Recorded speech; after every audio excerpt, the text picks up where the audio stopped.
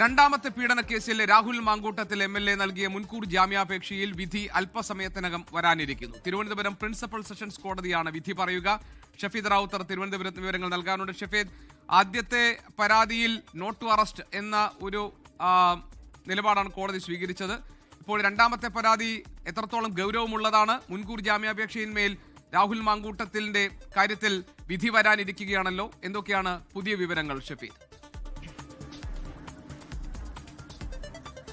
രാഹുലിനെ സംബന്ധിച്ച് വളരെ നിർണായകമാണ് ഇന്നത്തെ ഈ മുൻകൂർ ജാമ്യാപേക്ഷയിലുള്ള വിധി എന്നുള്ള കാര്യം തർക്കമില്ല. കാരണം നേരത്തെ ഈ ബലാത്സംഗ ഭ്രൂണഹത്യാ കേസിൽ ഇതേ തിരുവനന്തപുരം പ്രിൻസിപ്പൽ സെഷൻസ് കോടതി തന്നെയാണ് രാഹുൽ മാങ്കൂട്ടത്തിന്റെ ആന്റിസിപ്പേറ്ററി ബെയിൽ തള്ളിയത്. മാത്രമല്ല, അതിനേക്കാൾ കുറച്ചുകൂടി ഗൗരവത്തിലുള്ള ശക്തമായ മൊഴിയുള്ള ഒരു കേസാണ് രണ്ടാമത്തേത്. അതിൽ തന്നെ കഴിഞ്ഞ ദിവസം പെൺകുട്ടി അന്വേഷണ സംഘത്തിന് മൊഴി നൽകുകയും കൂടാതെ രഹസ്യമൊഴി ഉൾപ്പെടെയുള്ള കാര്യങ്ങൾ അത് പ്രിൻസിപ്പൽ സെഷൻസ് കോടതിയിൽ മുൻകൂർ ജാമ്യാപേക്ഷ പരിഗണിക്കുന്ന ഘട്ടത്തിൽ പ്രോസിക്യൂഷൻ അറിയിക്കുകയും ചെയ്തിരുന്നു. ഇന്ന് വീണ്ടും പ്രോസിക്യൂഷൻ കുറച്ചധികം കാര്യങ്ങൾ കൂടി കോടതിക്ക് മുൻപിലേക്ക് കൊണ്ടുവരും എന്ന തരത്തിലേക്കുള്ള വിവരങ്ങൾ പുറത്തേക്ക് വരുന്നുണ്ട്. മാത്രമല്ല, ഈ പെൺകുട്ടിയുടെ മൊഴിയിൽ പറയുന്ന കാര്യം വിവാഹ വാഗ്ദാനം നൽകി ഹോം സ്റ്റേയിലേക്ക് കൊണ്ടുപോവുകയും ഭാവി കാര്യങ്ങൾ സംസാരിക്കാനാണെന്ന് പറഞ്ഞതിന് ശേഷം ക്രൂര ലൈംഗിക പീഡനം രാഹുൽ മാങ്കൂട്ടത്തിൽ നടത്തി എന്നുള്ളതുമാണ്.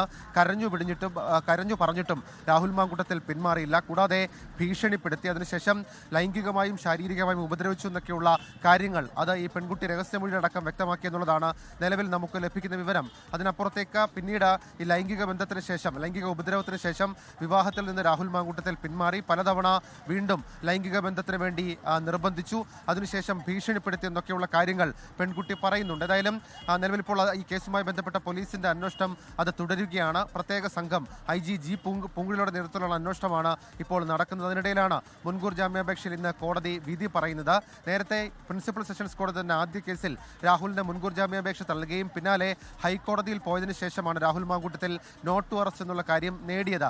അതേസമയം നിലവിൽ ഇപ്പോൾ ഈ കേസ് ഇവിടെ പരിഗണിക്കുമ്പോൾ ഈ പെൺകുട്ടിയുടെ രഹസ്യമൊഴിയുണ്ട്. മാത്രമല്ല, രാഹുൽ മാങ്കൂട്ടത്തിലുമായി ഈ പെൺകുട്ടി നടത്തിയ ചില സംഭാഷണങ്ങളുടെ തെളിവടക്കമുള്ള കാര്യങ്ങൾ പ്രോസിക്യൂഷന്റെ പക്കലുണ്ട്. അതുകൂടി ഇന്ന് രേഖാമൂലം കോടതിയിൽ ഹാജരാക്കിയാൽ ഒരുപക്ഷെ രാഹുൽ മാങ്കൂട്ടത്തിന് ജാമ്യം ലഭിക്കുക എളുപ്പമാകില്ല. അതിനുശേഷം വീണ്ടും അദ്ദേഹത്തിന് സമാന സ്വഭാവത്തിൽ തന്നെ ഹൈക്കോടതിയെ സമീപിക്കേണ്ടി വരും. എന്നാൽ നിലവിൽ ആദ്യത്തെ ഒരു കേസിൽ, സമാന സ്വഭാവത്തിലുള്ള ഒരു കേസിൽ നോട്ട് ടു അറസ്റ്റിൽ കഴിയുന്ന വ്യക്തിക്കെതിരെ വീണ്ടും ശക്തമായ മൊഴിയുടെ അടിസ്ഥാനത്തിലുള്ള മറ്റൊരു കേസ് കൂടി വരുമ്പോൾ അത് ഹൈക്കോടതി അടക്കം എങ്ങനെ നോക്കിക്കാണുമെന്നുള്ളതാണ് ഏറ്റവും ശ്രദ്ധേയമായിട്ടുള്ള കാര്യം. ആദ്യ കേസിന് പിന്നാലെ ഒളിവിൽ പോയ രാഹുൽ മാങ്കൂട്ടത്തിൽ അന്വേഷണവുമായി ഒരു തരത്തിലും സഹകരിക്കുന്നില്ലെന്നൊക്കെയുള്ള കാര്യങ്ങൾ പ്രോസിക്യൂഷൻ കഴിഞ്ഞ തവണയും കോടതിയെ അറിയിക്കുന്ന സാഹചര്യമുണ്ടായി. ഇന്ന് വീണ്ടും ഒരു പക്ഷേ ഈ വിധിയുടെ മുൻപ് വാദം നടക്കുകയാണെങ്കിൽ പ്രോസിക്യൂഷൻ ഇതേ വാദം ആവർത്തിക്കും. പ്രിവിലേജ്ഡ് ആയിട്ടുള്ള ഒരു MLA ഇപ്പോഴും ഒളിവിൽ തുടരുകയാണ്. അത് അന്വേഷണവുമായി സഹകരിക്കുന്ന സാഹചര്യമല്ല. മാത്രമല്ല, ഇയാൾ ഏതെങ്കിലും തരത്തിൽ ആന്റിസിപ്പേറ്ററി ബെയിൽ ലഭിച്ച് പുറത്തു വന്നാൽ അത് ഈ പെൺകുട്ടിക്ക് തന്നെ അപകടമുണ്ടാക്കും, തെളിവ് നശിപ്പിക്കും, സാക്ഷികളെ അടക്കം സ്വാധീനിക്കുമെന്നൊക്കെയുള്ള കാര്യങ്ങൾ പ്രോസിക്യൂഷൻ കോടതിയിൽ ഇന്ന് പറയും. ഏതായാലും അല്പസമയത്തിനുള്ളിൽ നമുക്ക് തിരുവനന്തപുരം ജില്ലാ പ്രിൻസിപ്പൽ സെഷൻസ് കോടതിയിൽ നിന്ന് ഈ വിധി പ്രതീക്ഷിക്കാം. നേരത്തെ ആദ്യ കേസിൽ വിധി പറഞ്ഞ അതേ മജിസ്ട്രേറ്റ് തന്നെയാണ് ഈ കേസും പരിഗണിക്കുന്നത് എന്നുള്ള ഒരു പ്രത്യേകത കൂടി ഇതുമായി ബന്ധപ്പെട്ടുണ്ട്. GK.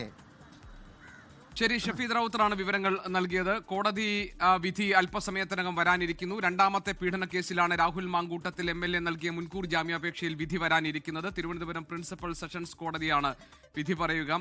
ലോകത്തെവിടെയായാലും ഏത് സമയത്തും 24 വാർത്തകളും ഓഗ്മെന്റഡ് റിയാലിറ്റി പാക്കേജുകളും എക്സ്പ്ലെയിനറുകളും വിശദമായി കാണാൻ ഞങ്ങളുടെ YouTube ചാനൽ നിങ്ങൾക്ക് സബ്സ്ക്രൈബ് ചെയ്യാം.